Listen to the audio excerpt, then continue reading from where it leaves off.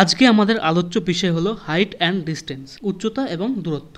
Easy to learn সেভাবে আমরা শেখাবো। ত্রিকোণমিতির কোনো রকম সূত্র ছাড়া কীভাবে দুটো পদ্ধতিতে বেসিক নিয়মটা শেখাবো। তো চলো শুরু করা যাক। হাইট অ্যান্ড ডিস্টেন্সের ক্ষেত্রে সবসময় মাথায় রাখতে হবে একটা ত্রিভুজের একটা কোণ সবসময় 90 ডিগ্রি হবেই হবে। অর্থাৎ হাইট অ্যান্ড ডিস্টেন্সের ক্ষেত্রে যে সময় দূরত্ব বা উচ্চতা দূরত্বটা হবে সেটা ছবিটা হবে ঠিক এরকম। একটা কোণ সবসময়ের জন্য 90 ডিগ্রি হবেই, ঠিক আছে। এবার কোশ্চেন হলো সূত্র ছাড়া আমরা কিভাবে করব। তাহলে প্রথমে একটা দেখে নিই, পরে দ্বিতীয়টা দেখব।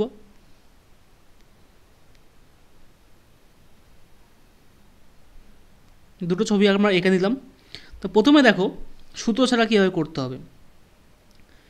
যদি কোনো কোণ 45 ডিগ্রি উন্নতি কোণে থাকে বা অবনতি কোণে থাকে, এই যে ওপর দিকে যে তীরচিহ্নটা দিচ্ছে এদিক থেকে যদি মানুষটা দেখে, তাহলে এদিক থেকে যখন এদিকে দেখবে তখন এটা হবে উন্নতি কোণ।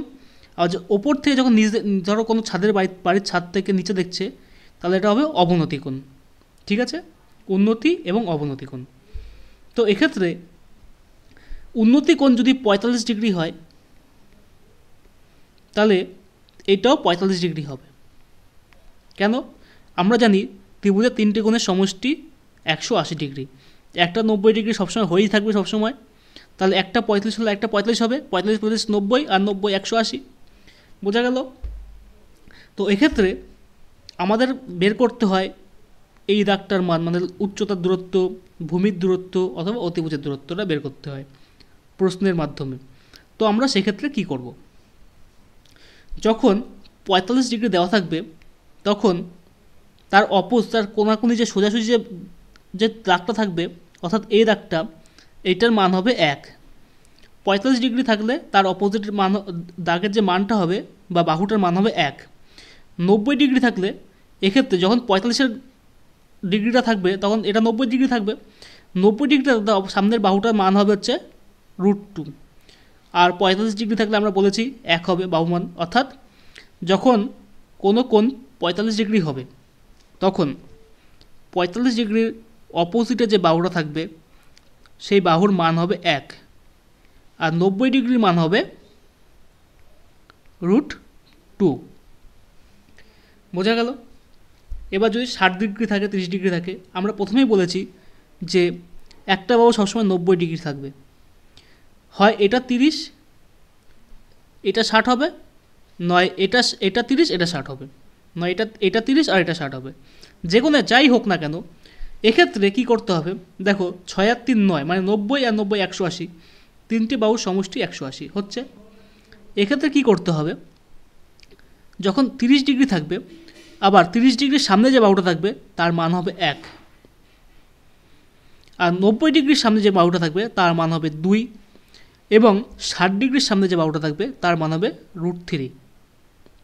তাহলে আমরা এখানে পাশে লিখে দিচ্ছি। এক্ষেত্রে 90 ডিগ্রির মান হবে 2, 60 ডিগ্রির মান হবে √3, আর 30 ডিগ্রির মান হবে কত? 1। তাহলে আমরা আরেকবার রিভাইজ করি। একটা কোণ সবসময় 90 ডিগ্রি হবে, যেটা বলা হয়েছে এই কোণটা। এই কোণটা সবসময় 90 ডিগ্রি হবেই।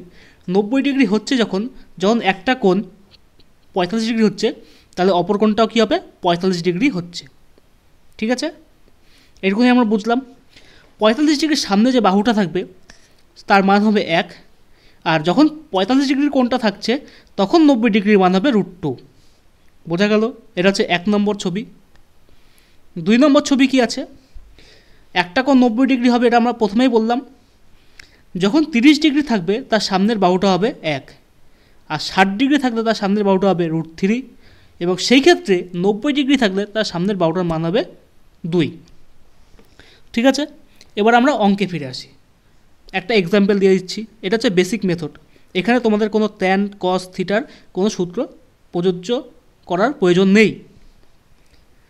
তো বলেছে a angle of elevation of the top of a tower from a point 20 meter away from its base is 45 degree.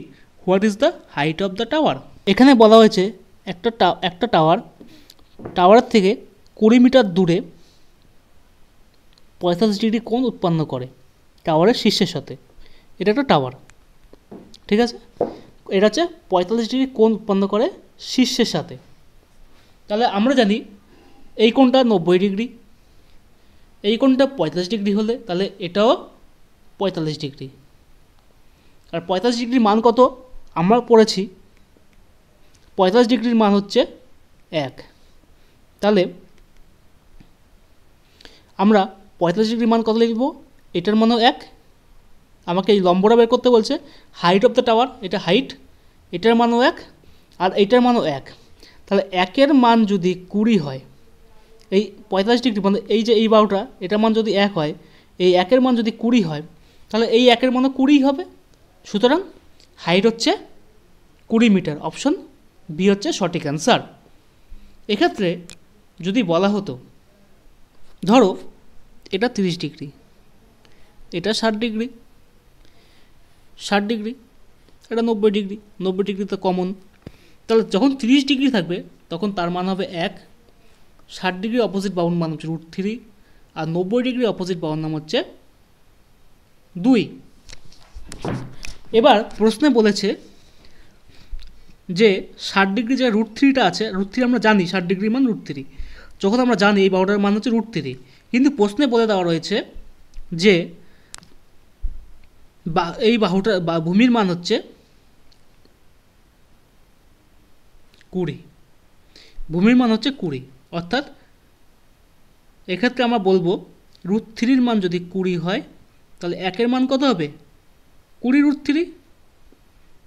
তাহলে উচ্চতার মান কত, উচ্চতার মান হবে 20/√3। তাহলে উচ্চতার মান হবে 20/√3 যদি উচ্চতা বের করতে বলে। যদি এই বাহুটা বের করতে বলে তাহলে কি হবে, তাহলে আমরা বললাম 1-এর মান যদি 20√3 হয়, এক্ষেত্রে দেখো 1-এর মান যদি 20√3 হয়, তার 2-এর মান কত হবে, নিশ্চয়ই গুণ হবে ঐকিক নিয়মে, ইন্টু 2/√3। তাহলে কত হবে, 40/√3।